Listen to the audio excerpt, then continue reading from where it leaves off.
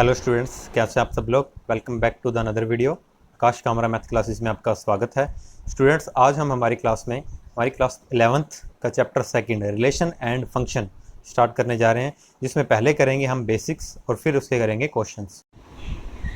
तो students, relation and function chapter के basic के अंदर सबसे पहले हम पढ़ेंगे कार्टेशियन प्रोडक्ट ऑफ सेट्स। ये मोस्ट इंपॉर्टेंट है, इसके बिना हमारा ये चैप्टर नहीं होएगा। पहले हमें इसे समझना पड़ेगा कि कार्टेशियन प्रोडक्ट ऑफ सेट्स क्या होता है। मान लेते हैं हमारे पास एक सेट है ए और उसके अंदर हमें एलिमेंट दे रखे हैं 1 2 3। एक सेट हमारे पास ये है, उसके अंदर हमें एलिमेंट दे रखे हैं 1 2 3। और एक सेट हमारे पास बी है, उसके अंदर मान लो हमें एलिमेंट दे रखे हैं ए कोमा बी।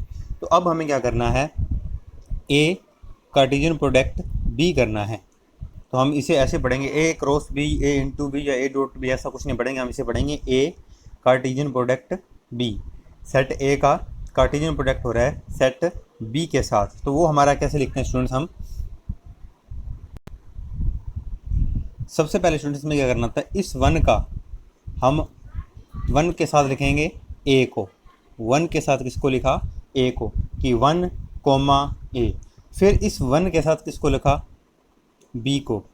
तो ये हो जाएगा 1 कोमा बी। कार्टेशियन प्रोडक्ट में क्या करना है, सबसे पहले हमने इसका फर्स्ट एलिमेंट लिया और इसका भी फर्स्ट एलिमेंट लिया, दोनों को लिखा। फिर इसका फर्स्ट को इसके सेकंड के साथ लिख दिया। यहाँ अगर थर्ड होता तो फिर ये 1 उस थर्ड के साथ लिखा जाता। अब इसका जो फर्स्ट है इन दोनों के साथ लिख दिया हमने। अब बारी आएगी इसके सेकंड की, तो पहले 2 के साथ हम लिखेंगे ए को, फिर 2 के साथ किसको लिखेंगे, बी को। अब 2 भी दोनों के साथ लिख दिया। अब हम स्टूडेंट 3 को लिखेंगे दोनों के साथ। तो पहले हम लिखेंगे 3 को ए के साथ और फिर हम लिखेंगे 3 को बी के साथ। तो अब इधर वाले तीनों ही एलिमेंट्स का इन दोनों एलिमेंट के साथ लिख दिया। तो ये हमारा जो स्टूडेंट्स बना है, ये Cartesian product of A comma B बना है। ये जो है हमारा Cartesian product of A comma B है। सबसे पहले हमने क्या किया, 1 को ए के साथ लिखा, फिर सेकंड वाले के साथ लिख दिया 1 को बी के साथ। फिर 2 की बारी आई तो 2 को पहले ए के साथ लिखा, फिर इस 2 को बी के साथ लिख दिया। ऐसी फिर 3 की बारी आई, 3 को ए के साथ और 3 को बी के साथ लिख दिया। ये हमारे पास क्या है, कार्टेशियन प्रोडक्ट है ए क्रॉस बी का। और यहाँ पर स्टूडेंट ये जो 1 कोमा ए है, या फिर हम 1 कोमा बी लिखें या 2 कोमा ए ऐसे ब्रैकेट के अंदर, इसे क्या बोला जाता है, इसे बोला जाता है ऑर्डर्ड पेयर। ऑर्डर्ड पेयर, ये एक पेयर है हमारा और इसी ऑर्डर में ही इसे पढ़ा जाएगा। कि अगर ये 1 कोमा ए है तो इसे हम 1 कोमा ए ही कहेंगे। हम यहाँ पे ये नहीं कह सकते कि 1 कोमा ए को हम इक्वल कर दें ए कोमा 1 के। ये इक्वल नहीं होते हैं, इनका ऑर्डर इस वैसे का वैसा ही रहना चाहिए इस पेयर का। कि अगर ये 1 कोमा ए है तो ये ए कोमा 1 के इक्वल हो, जरूरी नहीं है। हाँ, अगर वो कह दे कि ए की वैल्यू भी 1 ही है, अगर वो ऐसे कह दे कि ए की वैल्यू भी 1 ही है, फिर हम यहाँ भी 1 लिख देंगे, यहाँ भी, उस केस में हो सकता है। लेकिन ज़रूरी नहीं है कि ये दोनों क्या हों, हमारे इक्वल हों। जैसा कि स्टूडेंट अगर हम एक एग्जांपल देखें, यहाँ तक आपको समझना था, उसके बाद एक ये चीज़ ध्यान में रखनी है। ये मैं बस आपको ये बता रहा हूँ कि कभी भी ऑर्डर पेयर के अंदर अगर हम इनका ऑर्डर चेंज कर दें तो इक्वल नहीं होते। जैसे कि अगर आप एग्जांपल देखें कि यहाँ पर कि हमारे पास 2 कोमा 1 है और एक हम ले लें 1 कोमा 2, तो क्या दोनों इक्वल होंगे। अगर हम इसे ग्राफ पे शो करें तो पहले x पर 2 लेना है, तो ये हमने x पर 2 लिया, और y पर क्या लेना है 1। तो x पर 2 और y पर 1, x पर 2 है पहले, y पर 1 है। तो ये लो, ये x पर 2 है, y पर 1 है, तो ये पॉइंट इस जगह पर बनेगा। ऐसे ही अगर हम दूसरा पॉइंट देखें, x पर इसमें 1 है, y पर 2 है, तो ये पॉइंट इस जगह पर बनेगा। दोनों अलग अलग जगह पर बन रहे हैं हमारे पॉइंट, तो ये पॉइंट इक्वल नहीं होते हैं ऑर्डर पेयर के अंदर। और लेकिन स्टूडेंट अगर यही हम ऐसा ले लें कि हमारे पास एक सेट है ए और एक सेट है हमारे पास बी, और बी में हमें क्या दिया हुआ है 2 कोमा 1 है, तो यहाँ पर स्टूडेंट्स ए और बी इक्वल हैं। क्योंकि हमने सेट चैप्टर के अंदर, जो फर्स्ट चैप्टर हमारा सेट्स, उसके अंदर में पढ़ा था कि सेट के अंदर एलिमेंट आगे पीछे लिख दें उससे कोई फ़र्क नहीं पड़ता। क्योंकि चाहे हम इसको 1 कोमा 2 लिखें, 2 कोमा 1 लिखें, एक ही बात है, हम एलिमेंट को आगे पीछे कर सकते हैं। यहाँ ऑर्डर नहीं देखा जाता कि पहले अगर 1 है तो हर बार 1 ही लिखा जाएगा। बस यहाँ ये होता था कि एलिमेंट रिपीट नहीं करना होता हमें। अगर कोई एलिमेंट 2 बार आ रहा है सेट के अंदर, एक बार ही लिखा जाता है, इसमें ये था। तो स्टूडेंट ये चैप्टर करने से पहले एक बार आप फर्स्ट चैप्टर सेट जरूर अच्छे से करिएगा, क्योंकि उसका बहुत कंसेप्ट यहाँ पे यूज होने वाला है। तो यहाँ पे स्टूडेंट्स ये हमारा सही है। अगर हमारे पास ए एक सेट दे रखा है, ये बी एक सेट दे रखा है 2,1, तो ये यहाँ पे ए और बी क्या होंगे, इक्वल होंगे। सेट के अंदर हम क्या कर सकते हैं, एलिमेंट आगे पीछे लिख सकते हैं। लेकिन अगर ऑर्डर्ड पेयर आ गया, ऐसे ब्रैकेट के अंदर लिखा हुआ है, तो इसमें 1, ए है, तो उसको हम A, 1 अपनी मर्जी से नहीं लिख सकते। एक सिचुएशन है अगर ए की वैल्यू 1 हो तो फिर ये इक्वल हो जाएंगे। ये तो किसी भी सिचुएशन में इक्वल नहीं हो सकते 2,1 और 1,2। तो इसमें हमें एक ये ध्यान रखना है, कार्टेशियन प्रोडक्ट में क्या करना होता था, हर एलिमेंट को दूसरे सेट के हर एलिमेंट से लिखना है। जैसे यहाँ पे 1 है तो इस 1 को सेट बी के हर एलिमेंट के साथ लिखना है। इसमें 2 ही एलिमेंट है, तो 1 को ए के साथ भी लिखा है, 1 को बी के साथ भी लिखा है। ऐसे 2 का और 3 का भी हमने किया था। तो यहाँ पर स्टूडेंट ये जो हमने एग्जाम्पल नंबर 1 किया जिसमें हमने ए सेट लिया था, बी लिया था और ए कार्टेशियन प्रोडक्ट बी किया था, ये हमारा आंसर आया था।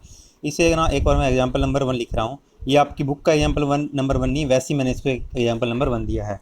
तो अब अगर एग्जाम्पल नंबर 1 में देखें हम, यहाँ तक था ये हमारा कार्टेशियन प्रोडक्ट, बस इतना किया था। इसमें स्टूडेंट्स अगर देखें तो एन ए का क्या मतलब होगा, ये हमने सेट चैप्टर के अंदर पढ़ा है। एन ए का मतलब है नंबर ऑफ एलिमेंट इन ए, कि ए के अंदर कितने एलिमेंट हैं, काउंट करते हैं 1 2 3 एलिमेंट हैं। तो नंबर ऑफ एलिमेंट इन ए कितने हैं, हमारे पास 3 हैं। एंड एन बी का मतलब क्या होगा, number of element in B कितने हैं। तो बी के अंदर नंबर ऑफ एलिमेंट काउंट करते हैं हम, कितने हैं भी 1 2, बी के अंदर है हमारे पास 2। और यहाँ पर अगर हम काउंट करें number of element in A Cartesian product B में देखें तो उसमें कितने हैं, तो नंबर ऑफ एलिमेंट्स, ये जो पूरा, ये बात मैंने आपको बताई कि हमने कहा था कि 1, ए ऑर्डर्ड पेयर है। ये जो ऑर्डर्ड पेयर होता है ना, ये ए कार्टेशियन बी का एक एलिमेंट होता है, ये पूरा एक एलिमेंट है, ये पूरा एक एलिमेंट है। ऐसे ये जो ऑर्डर्ड पेयर के अंदर लिखा हुआ है, जो ब्रैकेट के अंदर लिखा होता है, इसे ऑर्डर्ड पेयर बोलते हैं। इसका क्वेश्चंस में बहुत बार इस वर्ड का यूज होगा। इसे एक एलिमेंट बोला जाता है, ये पूरा एक एलिमेंट है। जैसे सेट ए के अंदर एक एलिमेंट क्या है, अकेला 1, दूसरा एलिमेंट 2 है, 3 है। बी के अंदर एक एलिमेंट है ए, दूसरा एलिमेंट है बी। वैसे इसमें इस कोमा से पहले वाला, जैसे इसमें इस कोमा से पहले वाला एक एलिमेंट है, फिर दूसरे कोमा से पहले वाला, इसमें ये पूरा एक एलिमेंट है, ये एक एलिमेंट है और ये एक एलिमेंट है। तो number of element in A Cartesian product B में अगर हम देखें तो यहाँ पर एलिमेंट काउंट करें 1 2 3 4 5 6, तो यहाँ पर हमारे पास कितने एलिमेंट हैं स्टूडेंट्स, 6 हैं। तो यहाँ से एक फॉर्मूला बनता है जो आपको ध्यान रखना है कि number of element in A Cartesian product B, number of element in A Cartesian product B जो होता है वो इक्वल होता है number of element in A into number of element in B. जैसे यहाँ पर देखें हम, ए कार्टेशियन प्रोडक्ट बी में कितने हैं, 6 हैं, और यहाँ पे हमारे पास ए में कितने हैं 3, इंटू बी में एलिमेंट कितने हैं 2। तो ये हमारा क्या होगा 6 = 6, यानी कि इसमें एलिमेंट क्या होते हैं, इक्वल होते हैं। किसके, ए कार्टेशियन बी प्रोडक्ट के अंदर जो नंबर ऑफ एलिमेंट होते हैं वो इक्वल होते हैं number of element in A into number of element in B. तो अगर हमसे कभी डायरेक्ट ये पूछ लिया जाए कि ए कार्टेशियन प्रोडक्ट बी के अंदर कितने एलिमेंट हैं, हमें सेट ए दे दे और बी भी दे दे, कि ए में भी हमें पता हो कितने एलिमेंट हैं, बी में भी हमें पता हो कितने एलिमेंट हैं, तो हम क्या करेंगे, उन दोनों का मल्टीप्लाई कर देंगे और वो किस में आ जाएंगे, ए कार्टेशियन प्रोडक्ट बी के अंदर हमारे एलिमेंट आ जाएंगे। ये हमारा इंपॉर्टेंट फार्मूला है, इससे हमारे काफ़ी क्वेश्चन सॉल्व होंगे, काफ़ी क्वेश्चंस के अंदर ये हमें हेल्प करेगा। तो एक तो आपको ज़्यादा ध्यान इस पर रखना है, फिर हमें ध्यान रखना है कार्टेशियन प्रोडक्ट क्या होता है, कार्टेशियन प्रोडक्ट कैसे करते हैं, हम इस चीज़ पे ध्यान रखना है। ये ऑर्डर्ड पेयर है, एक एलिमेंट होता है इसका। ऑर्डर्ड पेयर में अगर ऑर्डर चेंज करते हैं तो इक्वल नहीं होते हैं। हाँ, सेट के अंदर अगर हम एलिमेंट आगे पीछे लिखते हैं उसमें कोई फ़र्क नहीं पड़ता, वो हमारे क्या रहते हैं, इक्वल ही रहते हैं। तो स्टूडेंट्स, कार्टेशियन प्रोडक्ट को हम एक और एग्जांपल से समझते हैं हम। ये हमारा है एग्जांपल नंबर 2 जो हम खुद बना रहे हैं, ये बुक का नहीं है आपका। मान लो एक सेट है हमारे पास ए और उसके अंदर एलिमेंट क्या है 1, 2, एंड दूसरा सेट है हमारे पास बी, उसमें एलिमेंट क्या है 3, 4, 5। अब हमें क्या करना है, कार्टेशियन प्रोडक्ट करना है। तो ए कार्टेशियन प्रोडक्ट बी, तो इसमें स्टूडेंट्स मैंने क्या कहा था, क्या करना होता है, सबसे पहले फर्स्ट सेट का फर्स्ट एलिमेंट लो, उसे सेकंड सेट के हर एलिमेंट के साथ लिख दो। जैसे पहले मैं 1 को किसके साथ लिखूँगा, 3 के साथ, कोमा 1 को किसके साथ, 4 के साथ, फिर कोमा 1 को किसके साथ, 5 के साथ। जैसे ये हमारा 1 था, पहले 3 के साथ लिखा गया, फिर इसी 1 को हमने 4 के साथ लिखा, और फिर इसी 1 को हमने 5 के साथ लिखा। अब ऐसे ही हम क्या करेंगे, 2 को हर एलिमेंट के साथ लिखेंगे। 2 को हमने किसके साथ लिखा, 3 के साथ, फिर 2 को किसके साथ लिखेंगे, 4 के साथ, और फिर 2 को किसके साथ लिखेंगे, 5 के साथ। तो ये हमारा क्या होगा, कार्टेशियन प्रोडक्ट हो गया। अब अगर ये फॉर्मूला हम देखना चाहें, ये भी देख सकते हैं। यहाँ पर हमने कहा था कि number of element in A cross B, A Cartesian product B जो होते हैं वो number of element in A into number of element in B होते हैं। तो ए में कितने हैं, ए में है 2, बी में कितने हैं 3। ये साइड में अगर इस एग्जांपल का ये देखें कि नंबर ऑफ़ एलिमेंट इन ए कितने हमारे पास, 2, 1 2, यहाँ काउंट करें 1 2 3। Number of element in B कितने हमारे पास, 3।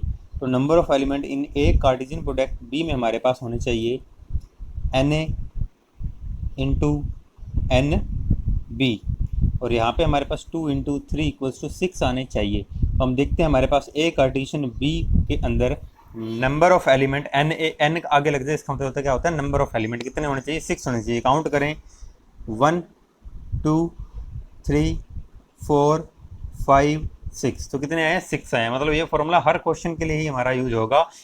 तो यहाँ पर अगर देखें, ये एक एलिमेंट है, ये ऑर्डर्ड पेयर है, ये सारे क्या है हमारे पास, क्या पढ़े हैं, ऑर्डर्ड पेयर पढ़े हैं।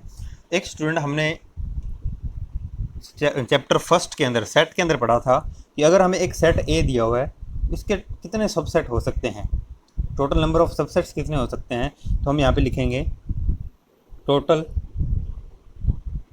Number of subsets of A, subset कितने हो सकते हैं। तो इसका फॉर्मूला होता है स्टूडेंट 2 की पावर क्या होता है, n। यहाँ पे n क्या होता है, उसके अंदर कितने एलिमेंट हैं वो काउंट कर लो आप। तो अगर हम a चेक कर रहे हैं तो a के अंदर कितने एलिमेंट हैं वो चेक कर लीजिए। तो a के अंदर हमारे पास एलिमेंट है 2, तो 2 की पावर 2, इसके कितने सबसेट होंगे, टोटल 2 की पावर 2। सबसेट बनाना भी मैंने आपको उस चैप्टर के अंदर सिखाया हुआ है, बाकी थोड़ा इसमें भी बता दूंगा, लेकिन आप पहले उस चैप्टर को अच्छे से करिएगा, उसके बाद ही इसे स्टार्ट करिएगा। तो 2 की पावर n होता है हमारे पास फॉर्मूला इसका। और यहाँ पे n क्या होता है, जिस सेट के भी अपने सबसेट चेक कर रहे हैं, जैसे a के चेक कर रहे हैं तो a के एलिमेंट काउंट करो 2, तो यहाँ 2 लिख दो, 2 की पावर 2 4। किसके 4 होंगे हमारे पास, total number of subset a के। ऐसे ही अगर हम लिखें total number of subset of b check करें, तो b का फॉर्मूला तो देखो यही रहेगा ना, 2 की power n number of element होता है किसके, b के, 1 2 3, तो 2 की पावर 3, 2 की पावर 3 हमारे पास क्या हो जाएगा, 8। तो इसके अंदर नंबर ऑफ़ एलिमेंट कितने हो गए हमारे पास, सॉरी इसके अंदर हमारे पास सबसेट कितने बन जाएंगे, 8 बन जाएंगे। ऐसे अगर हमें से ये पूछा जाए कि total subsets of A Cartesian product B, जैसे हमारे पास इस सेट ए के कितने बन रहे हैं, यहाँ पर 4 बन रहे हैं, अभी बना के भी दिखाऊंगा 4 कैसे बने हैं, फिर इस बी के भी मैं आपको दिखा दूंगा 8 कैसे बने हैं। वैसे ही वो कहता है अगर ए क्रॉस बी के अगर हम बनाएं तो इसके कितने बनेंगे हमारे पास।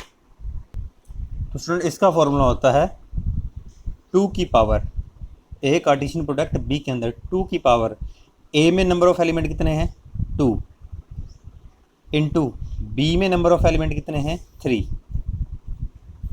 2 की पावर 6। अब चाहे सीधे काउंट कर लो ए क्रॉस बी के अंदर कितने हैं 1 2 3 4 5 6, ऐसे लिख दो।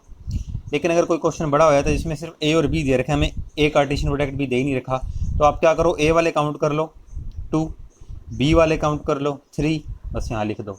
अगर आपके पास ए इंटू ए कार्टेशियन प्रोडक्ट बी है, फिर तो हम ए कार्टेशियन प्रोडक्ट बी के ही एलिमेंट काउंट कर लेंगे कि इसके अंदर कितने एलिमेंट हैं, 6 एलिमेंट हैं। अगर मान लो हमारे पास सिर्फ ए और बी दे रखा है, उससे भी हम इसके total number of subset check कर सकते हैं।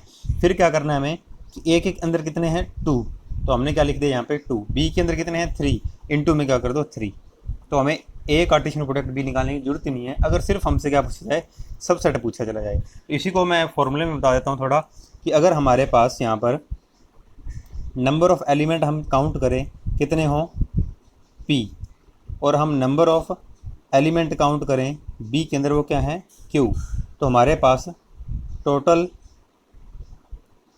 Number subsets of A Cartesian product b, इसके सबसेट कितने बनेंगे 2 की पावर p इंटू क्यू। जैसे नंबर ऑफ़ एलिमेंट ए के अंदर p हैं, यहाँ कितने थे नंबर ऑफ एलिमेंट ए के अंदर 2, तो मैंने लिखा ऊपर पी आएगा, यहाँ 2 थे, देखो ऊपर 2 ही आया था। इसमें नंबर ऑफ एलिमेंट 3 थे तो यहाँ 3 आया, इसमें नंबर ऑफ एलिमेंट क्यू है तो यहाँ क्यू आया। तो फॉर्मूला आप ऐसे भी देख सकते हो, अगर ए क्रॉस बी है तो उसके काउंट कर लो, फॉर्मूला हमारा वही रहता है 2 की पावर टोटल नंबर काउंट कर लो। तो यहाँ तक आपको अगर कोई डाउट हो तो वीडियो रिपीट करके देखिएगा, उससे बाद में कोई डाउट रह जाए तो फिर आप मुझसे कॉन्टैक्ट करिएगा।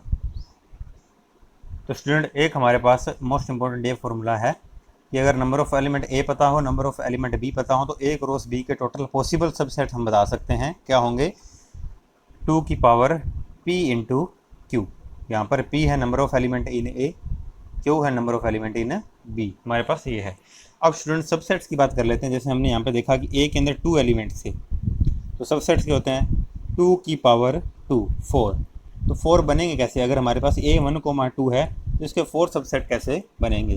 तो यहाँ पे लिख रहा हूँ मैं, जैसे हमारे पास a दे रखा है हमें 1, 2, तो सबसेट्स ऑफ a ये हमारे पास क्या होंगे, 4 कैसे बनेंगे। तो स्टूडेंट सबसेट बनाने के लिए मैंने आपको बताया था कि सबसे पहले इसमें अकेला एलिमेंट उठा लो, 1 है तो हमने क्या उठा लिया, अकेला 1 उठा लिया, फिर 2 अकेला 2 उठा लिया, 3 हो तो अकेला 3 उठा लेते, फिर 2 उठा लो, 2 का पेयर उठा लिया हमने 1, 2। अगर 3 एलिमेंट होते तो ज़्यादा पेयर बन जाते। उसके बाद सारी आगे देखो, अकेला 1 ले लिया हमने, अकेला 2 भी ले लिया, सेट के अंदर लेना है, दोनों एलिमेंट ले लिए, और फिर एक सबसेट 5 तो हर किसी का होता ही होता है। तो ये वो 4 बने हैं जो हमने कहा था ना कि 4 बनेंगे, तो ये हमारे पास वो 4 सबसेट इसके बन गए। ऐसे ही अगर हम बी के देखें कि बी हमारे पास तो 3, 4, 5, और बी के मैंने कहा था कितने बनेंगे 8 बनेंगे। तो वो देखो अगर हमारे पास बी है 3, 4, 5, सबसेट क्या होते हैं स्टूडेंट्स, जैसे यहाँ से देख के तो हम बता सकते हैं इसकी ये सबसेट है, डायरेक्ट ये देख कर भी हम बता सकते हैं कि ये सबसेट है इसका। अब जैसे 1 है तो 1 पूरा का पूरा किसके अंदर जा रहा है, ए के अंदर जा रहा है, ये 1 जो है ए के अंदर पूरा का पूरा पड़ा है, इसका मतलब क्या है 1 सबसेट है ए का। 2 जो है सेट के अंदर जो पड़ा है, 2 भी पूरा का पूरा इसके अंदर कंटेन कर रहा है, तो ये भी सबसेट है। 1, 2 ये भी सबसेट है, और 5 तो हर किसी का होता ही होता है। अब ऐसे लिखेंगे, जैसे 1 सबसेट है ना तो ऐसा लिखा जाता है कि 1 सबसेट है ए का, और मैंने बताया था इसको कंटेन भी बोलते हैं, कंटेन इन, चाहे आप सबसेट बोलो चाहे कंटेन इन बोलो, कि 1 सबसेट है ए का, 1 कंटेन करता है ए में, दोनों ही बातें देखो, 1 कंटेन करता है ए में तो ए में कंटेन करता है 1, सही है बात। 2 कंटेन करता है ए में, 2 भी तो सबसेट है, तो इसको ऐसा बोला जाता है 2 सबसेट ऑफ ए, इसे बोला जाता है सबसेट। ये आपको पूरा समझाया हुआ है फर्स्ट चैप्टर के अंदर। और इसे हम कंटेंट इन भी बोलते हैं कि 1 कंटेन कर रहा है ए में, 1 सबसेट है ए का। ऐसे 2 सबसेट है ए का, इसको मैथ्स की लैंग्वेज में ऐसा लिखा जाएगा, खुद का हर सेट सबसेट होता ही होता है, तो 1, 2 सबसेट है ए का, उसमें भी हम ये साइन लगा देंगे, 5 के लिए भी ये लगा देंगे। अब अगर हम चेक करना चाहते हैं यहाँ पर सबसेट ऑफ बी, अगर हम बी के सबसेट देखना चाहें तो स्टूडेंट सबसे पहले मैंने कहा था एक एक एलिमेंट उठाओ। सबसे पहले मैंने उठाया 3, फिर उठाया 4, फिर उठाया 5, पहले सिंगल सिंगल फिर 2 एलिमेंट उठाए थे, 2 का पेयर क्या बनेंगे, एक तो मैं 3 और 4 उठा सकता हूँ, 3 और 4, एक मैं उठा सकता हूँ 3 और 5, 3 एंड 5, एक 4 एंड 5 का भी पेयर बनता है, 4 एंड 5, ठीक है, ये हमारे पेयर बन गए। अब आप कहोगे 5, 4 उठा लो, तो सेट के अंदर एलिमेंट आगे पीछे कर सकते हैं, सेम को दोबारा से लिखने की जरूरत नहीं है। आप कहोगे 5, 4 उठाओ, तो 5, 4 और 4, 5 सेट के अंदर सेम ही होते हैं। आपको इसी क्लास में भी मैंने बताया है कि अगर हमारे पास ए में 1, 2 है, बी में 2, 1 है, दोनों इक्वल ही हैं, तो फिर एक बार ही लिखा जाएगा। ऐसा नहीं है कि आप एक बार 1, 2 लिख दो, एक बार 2, 1 लिख दो, आगे पीछे सेट के अंदर नहीं किया जा सकता। सेट के अंदर हमारे पास इक्वल ही होता है, आगे पीछे करते हैं तो 5, 4 लिखने की जरूरत नहीं है क्योंकि 4, 5 हम लिख चुके हैं। तो ये हमारे 2, 2 के पेयर बन गए हैं। 3, 4, 4, 3 आप सोचो ये भी बनेगा एक पेयर, तो नहीं बनेगा क्योंकि 3, 4 लिख चुके हैं हम। अब 2, 2 के पेयर बन गए, अब 3 की बारी आती है, 3 का तो फिर एक ही पेयर बनेगा हमारे पास, 3, 4, 5, और एक 5 हर एक किसी का होता ही होता है। तो काउंट कर लेते हैं 8 है या नहीं है, 1, 2, 3, 4, 5, 6, 7 और 8। तो इसके हमारे पास कितने बनने चाहिए थे, बी के 8 ही बनने चाहिए थे। ऐसे ही हम क्या कर सकते हैं, subset of A cross B 2 की पावर जो 6 आया हमारे पास वो भी कर सकते हैं। क्वेश्चन हमारे पास हैं उनमें हम ए क्रॉस बी के भी फाइंड करेंगे। तो यहाँ पे समझने वाली बात ये थी स्टूडेंट, सबसे पहले हमने सिंगल एलिमेंट उठाए। तो हमने देखा भाई बी के अंदर सिंगल एलिमेंट एक 3 है, एक 4 है, एक 5 है। अब अगर मान लो ए cross B, A Cartesian product B का हमें देखना हो, ए कार्टेशियन प्रोडक्ट बी का, तो ये सिंगल एलिमेंट है। जैसे अपने यहाँ पे क्या किया, 1 उसके ऊपर करली ब्रैकेट लगा दिया, उसमें सिंगल एलिमेंट 1 था, फिर 2 लिया, करली ब्रैकेट लगा दिया, सबसेट बन गया। यहाँ सबसेट बनाने के लिए पहले ये पूरा उठाएंगे, ऑर्डर्ड पेयर एक, उस पर करली ब्रैकेट लगा देंगे, ये सिंगल एलिमेंट है, ये सिंगल एलिमेंट है। फिर इस पर पहले सिंगल उठाएंगे, फिर 2 का पेयर की इन 2 का पेयर बन गया, फिर इन 2 का पेयर बनेगा, फिर इन 2 का पेयर। तो वो क्वेश्चन हमें करने को मिलेगा हमारे एक्सरसाइज 2.1 के अंदर, वो चैप्टर 2.1 के अंदर है। तो स्टूडेंट्स अब अगर हम Cartesian product A Cartesian product B को मैथ्स की लैंग्वेज में लिखना चाहें तो कैसा लिखा जाएगा, उसे हम पढ़ते हैं कि ये कैसे लिखा जाता है हमारे पास। तो हमने यहाँ पे देखा ये था ए कार्टेशियन प्रोडक्ट बी, उसके बाद क्या थे करली ब्रैकेट, तो मैंने स्टार्ट कर दिया, तेरे बंद भी कर देंगे, करली ब्रैकेट लगेगा। उसके बाद अगर हम अंदर देखें, क्योंकि हमने क्वेश्चन किया था अभी, तो मैथ की लैंग्वेज में भी ऐसे ही लिखा जाएगा। जैसे इसमें ये हमारे कौन से फॉर्म है, ये है हमारे पास रोस्टर फॉर्म। इसको सेट बिल्डर फॉर्म में कैसे लिखा जाता है या मैथ की लैंग्वेज में कैसे लिखा जाता है ये देख सकते हो आप। तो ये है हमारे पास roster form, set builder form में। देखिए इसमें क्या है, ऑर्डर्ड पेयर में एलिमेंट बन रहे हैं, कि जो भी एलिमेंट बना है उस पर क्या हमारे पास लगा है, ब्रैकेट ऐसे लगा है और ऑर्डर्ड पेयर में आया है, इसे क्या बोला जाता है, ऑर्डर्ड पेयर बोला जाता है। तो मैंने क्या किया, यहाँ पर ऐसे ऑर्डर्ड पेयर बना दिया। उसके बाद मैंने स्टूडेंट ये देखा कि इसमें जो भी फर्स्ट एलिमेंट है, जैसे यहाँ पे 1 1 1 है, फिर 2 2 2 है, ये किसके एलिमेंट हैं, ये फर्स्ट सेट के एलिमेंट हैं। तो यहाँ पे मैंने क्या लिख दिया एक बार, ए कॉमा बी। जैसे ए कॉमा बी क्यों लिखा, क्योंकि जब हम सेट बिल्डर फॉर्म में लिखते हैं ना तो कोई एलिमेंट शो नहीं करना होता, हम एक्स वाई लिख देते हैं। ये आप देखिएगा, ये भी फर्स्ट चैप्टर में कराया है, इसलिए मैंने आपको बोला है, बार बार बोल रहा हूँ कि फर्स्ट चैप्टर मोस्ट इंपॉर्टेंट है। कि जब भी सेट बिल्डर फॉर्म में लिखते हैं ना तो उसको हम एक्स वाई में शो कर देते हैं कि एक्स इसका एक एलिमेंट होगा, एक्स नेचुरल नंबर होगा और एक्स इस कंडीशन को सेटिस्फाई करेगा। यहाँ पे एक्स नहीं बता सकते हम, यहाँ पे ऐसे ब्रैकेट के अंदर लिखना पड़ेगा। 2 लिखे हुए हैं तो मैंने एक को ए से शो कर दिया, एक को बी से शो कर दिया। दूसरा ध्यान वाली बात ये थी कि ए और बी है क्या, तो हमने देखा ए मैंने फर्स्ट जगह पर लिखा है, तो इसमें सारे मैंने फर्स्ट वाले देखे, यहाँ 1 है 1 है 1 है, ये सेट पहले सेट का एलिमेंट है। फिर 2 2 2, ये भी पहले सेट का एलिमेंट है, यानी कि जो फर्स्ट पड़ा है ना वो किसका एलिमेंट होता है, पहले सेट का। तो पहला सेट इन दोनों में कौन सा है, A cross A Cartesian product B में ए है।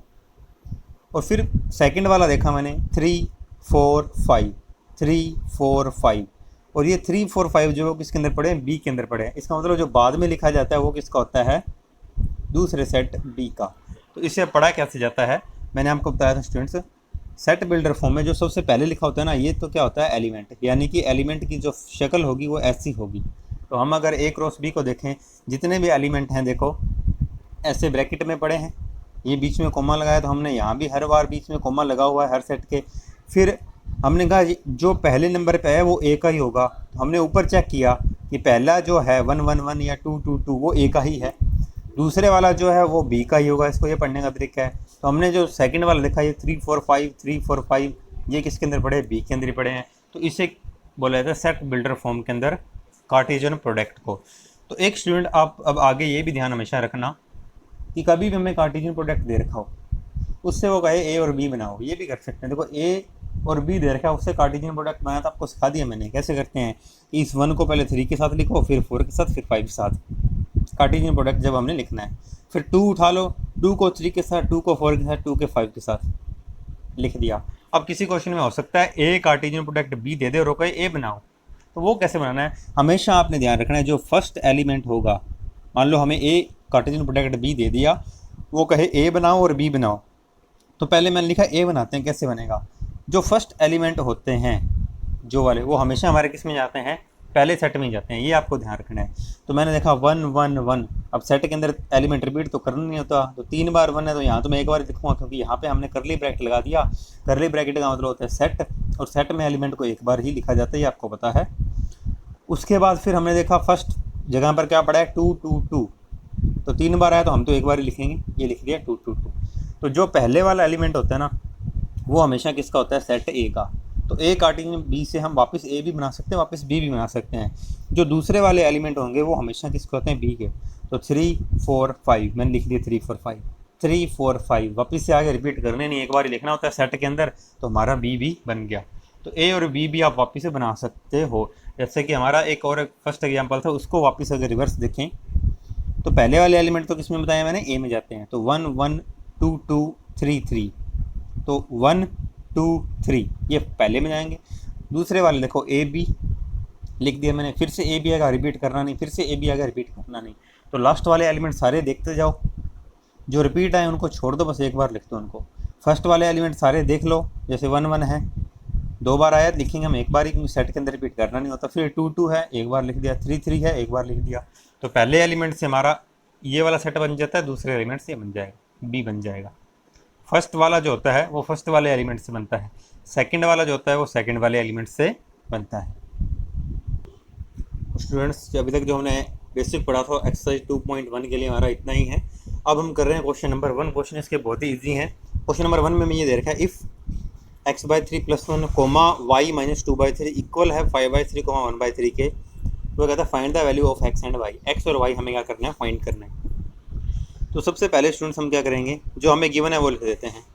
हमें ये गिवन है कि ये ऑर्डर्ड पेयर में जो एलिमेंट है, एक x + 3 + 1 y - 2/3 इक्वल्स दे रखा है हमें 5/3 1/3। हमें ये क्या दे रखा है, ऑर्डर पेयर इक्वल दे रखा है। तो हम लिखेंगे, पहले आप समझ लीजिए, अगर कभी भी दो ऑर्डर पेयर हमें इक्वल दिए हों, इसका क्या मतलब होता है कि कोमा से पहले जो फर्स्ट एलिमेंट है वो फर्स्ट के इक्वल होगा, और हमारा जो सेकंड एलिमेंट है वो किसके इक्वल होगा, सेकंड के इक्वल होगा। कभी भी हमें ऐसे ऑर्डर पेयर इक्वल दिए हुए हों तो हम क्या कहेंगे कि कोमा से पहले जो फर्स्ट एलिमेंट होता है वो फर्स्ट के इक्वल होता है, और जो सेकंड होता है वो किसके इक्वल होता है, सेकंड के इक्वल होता है। तो हम ये लाइन लिख भी देते हैं कि सिंस द ऑर्डर्ड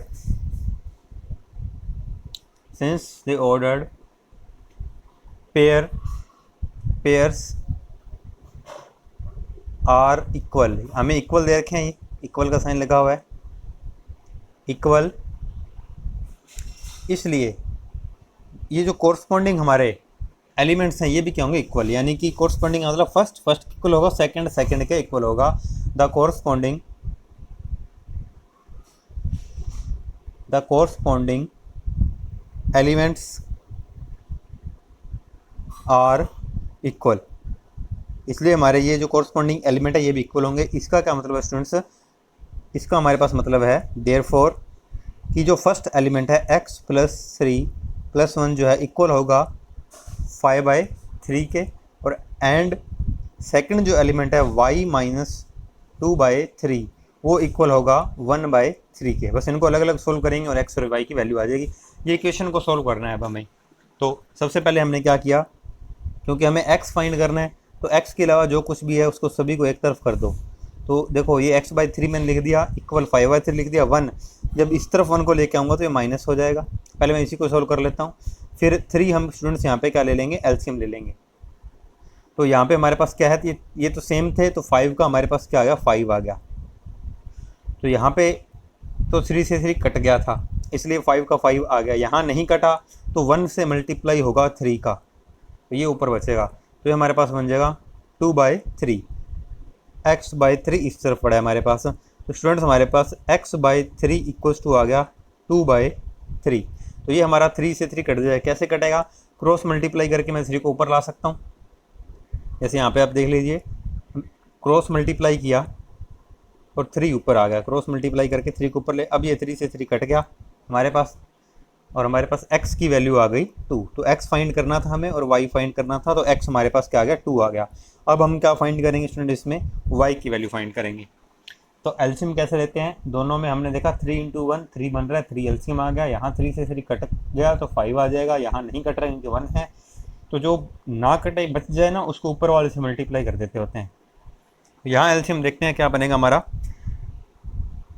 यहाँ हमारे पास स्टूडेंट्स y - 2/3 था, वो इक्वल था 1/3 के। y - 2/3 1/3 इक्वल था।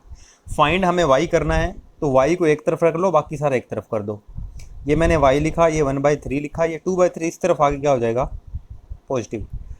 एलसीएम दोनों में ही 3 है तो एलसीएम 3 आ गया। ये 3 से 3 कैंसिल 1, यहाँ भी कैंसिल 2 और 1 स्टूडेंट हमारे पास 3 बन गया, अपॉन 3 है तो पढ़ जाएंगे और y की वैल्यू क्या आ गई, 1 आ गई। तो ये हमारे पास x और y की वैल्यूज आ गई हैं। तो कभी भी अगर हमें ऑर्डर पेयर ऐसे इक्वल दिए हुए हों, फर्स्ट को फर्स्ट के इक्वल रख दो और सेकंड वाले को सेकंड के इक्वल रख दो। तो स्टूडेंट्स क्वेश्चन नंबर 2 में हमें ये दिया हुआ है, if the set A has 3 elements, A के अंदर एलिमेंट्स कितने हैं, 3 हैं, यानी कि नंबर ऑफ एलिमेंट्स ए में कितने हैं, 3 हैं। तो सोल्यूशन में हम ये लिख सकते हैं गिवन कि number of element in A, n A का मतलब क्या होता है, number of element in A, ये हमारे पास कितने हैं, 3 हैं। And the set B, B हमें ये दे रखा है, बी पूरा का पूरा सेट दे रखा है, उसके नंबर ऑफ एलिमेंट नहीं बताया हमें, तो कोई भी दिक्कत नहीं, हम काउंट कर सकते हैं। वो कहता है then find number of element in A Cartesian product B, हमें ए कार्टेशियन प्रोडक्ट बी में नंबर ऑफ एलिमेंट फाइंड कर रहे हैं। तो फॉर्मूला इसका मैंने आपको बताया था, वही फॉर्मूला लगाएंगे। हमें पता क्या होना चाहिए, पहले अगर ए कार्टेशियन प्रोडक्ट बी के नंबर ऑफ एलिमेंट हमें पता करने हैं तो हमें ए के नंबर ऑफ एलिमेंट पता होने चाहिए और बी के होने चाहिए। ए के तो हमें डायरेक्ट ही दे रखे थे, नंबर ऑफ एलिमेंट इन ए कितने हैं, 3 हैं। सेट ए हैज़ 3 एलिमेंट, यानी कि नंबर ऑफ एलिमेंट 3 हैं। बी में नहीं दे रखे, सीधे सेट दे रखे, काउंट कर लो, 1 2 3, इसमें भी 3 हैं। तो यहाँ से हम कह देंगे कि number of element in B भी हमारे पास कितने हैं, 3 हैं। फाइंड हमें क्या करना है स्टूडेंट्स, फाइंड करना है number of element in A Cartesian product B. तो हम यहाँ पे लिखेंगे कि सिंस वी नो कि number of element in A Cartesian product B equals to number of element in A into number of element in B, ये formula अभी आपको लिखाया था। तो हमें पता करना है ए कार्टेशियन प्रोडक्ट बी के नंबर ऑफ एलिमेंट, ए के हमें पता है 3 हैं, बी के भी हमें पता है 3 हैं। तो टोटल कितने हो गए स्टूडेंट्स हमारे पास, 9, और ये हमारा क्वेश्चन नंबर 2 था। तो स्टूडेंट्स क्वेश्चन नंबर 3 में हमें दे रखा है इफ़ जी इक्वल्स टू, एक सेट दे रखा है और एच भी हमें एक सेट दे रखा है। वो कहता है फाइंड करो G Cartesian product H and H Cartesian product G. तो सबसे पहले हम करते हैं G Cartesian product H. Student जिससे भी प्रोडक्ट को हमें फाइंड करना होता है ना, उस सेट को पहले लिख लो। जैसे जी क्रॉस एच करना है तो गिवन में मैंने पहले जी लिख लिया, एच बाद में लिख लिया, इससे आपका बहुत ईजी रहता है। तो अब हम लिखेंगे नाउ जी कार्टेशियन प्रोडक्ट एच। अब पहले जी है तो हमें क्या करना है, 7 को किसके साथ लिखना है, 5 के साथ, फिर 7 को 4 के साथ, फिर 7 को 2 के साथ। अभी हमने बेसिक में जैसे देखा था 7 को 4 के साथ लिखेंगे, सॉरी पहले 7 और 5 आएगा, फिर 7 और 4, फिर 7 और 2। इस 7 को तीनों एलिमेंट्स के साथ लिख दिया। अब 8 को तीनों के साथ लिख दो, तो हमारे पास बन जाएगा 8 को 5 के साथ, 8 को 4 के साथ, और फिर 8 को 2 के साथ, और ये हमारा क्या होगा, जी कार्टेशियन प्रोडक्ट एच बन गया। तो हमने क्या लिखा, पहले जी लिख दिया, फिर एच लिख दिया। जी का फर्स्ट एलिमेंट एच के फर्स्ट के साथ, सेकंड के साथ, थर्ड के साथ, फिर इसको इस तीनों के साथ। तो ये हमारा क्या बन गया, जी क्रॉस एच। अब हमें एच क्रॉस जी फाइंड करना है स्टूडेंट्स, तो पहले हमें लिखना पड़ेगा एच। पहले हम लिखेंगे सिंस, ये हमारा फर्स्ट बन चुका है इसके अंदर। अब सेकंड एच क्रॉस हमें जी फाइंड करना है, हम लिखेंगे एच इक्वल्स टू, पहले एच लिख लेते हैं, एच है हमारे पास 5 4 2। तो आप हमेशा ऐसे कर लिया करना कि जो पहले है ना उसे सेट को पहले लिख लो, फिर हमारे पास जी, और जी हमारे पास 7 8। अब हमारे पास हमें क्या फाइंड करना है, H cross H Cartesian product G, cross नहीं बोलेंगे भी, इसे ध्यान रखना, क्रॉस नहीं बोलना, एच कार्टेशियन प्रोडक्ट जी। तो जो पहले है उसका एलिमेंट आएगा हमारे पास सबसे पहले। अब इसको इन दोनों के साथ लिखना है, 5 को हम क्या करेंगे, 7 के साथ भी लिखेंगे और 5 को 8 के साथ भी लिखेंगे। तो हमारे पास बन जाएगा 5 7, फिर 5 8। अब 5 दोनों के साथ आ गया, अब 4 की बारी है, तो फिर हम लिखेंगे 4 7, फिर आ जाएगा 4 8। 4 को 7 के साथ, 4 को 8 के साथ, फिर 2 को 7 के साथ, और फिर आ जाएगा 2 8। 2 को 7 के साथ, 2 को 8 के साथ, ये कार्टेशियन प्रोडक्ट बन गया एच क्रॉस जी का। तो थैंक यू स्टूडेंट्स। अगर आपको वीडियो अच्छी लगी हो तो वीडियो को लाइक करें, शेयर करें और चैनल को सब्सक्राइब करें। एक स्टूडेंट, वीडियो के डिस्क्रिप्शन बॉक्स के अंदर मैंने हर चैप्टर की प्लेलिस्ट का लिंक दे रखा है। तो अगर आप वीडियो के डिस्क्रिप्शन बॉक्स को खोलोगे तो आपको फर्स्ट चैप्टर, सेकंड चैप्टर और आगे जितने भी चैप्टर करवा रहा हूँ मैं, उन सभी के आपको डिस्क्रिप्शन बॉक्स में उनके लिंक मिल जाएंगे प्लेलिस्ट के। थैंक यू स्टूडेंट्स, मिलते हैं नेक्स्ट क्लास में।